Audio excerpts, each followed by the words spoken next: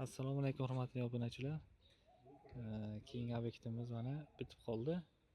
Bu obyektimiz Namangan viloyati Yumloq tumanida. Bu ham tovuq go'shti saqlash uchun mo'ljallangan kichkina muzlatgich omborxona.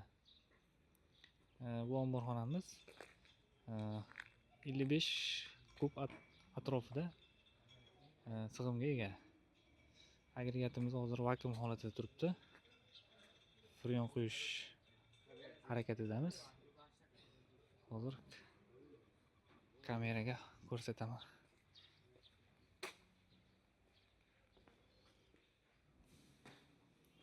Bu kameramiz razmeri 5,5 ga 3,5 balandligi 3 metr.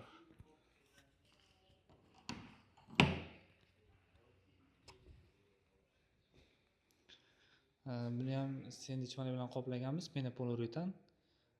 40 kilogramm kub sig'imga ega bu panelimiz.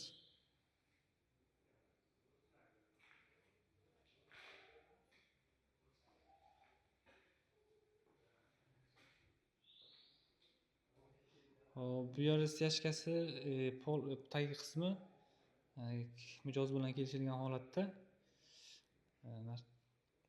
styajkaga qilinadigan bo'lgan. Tagiga penoplex qoplamasini qoplab, ustidan beton quyib yuboriladi. Sendvich paneli qoplama qilinmagan bu yerga. Eshiklarimiz besparov eshik bo'lgan. Eshikning tagiga kafel terib qo'yishadi.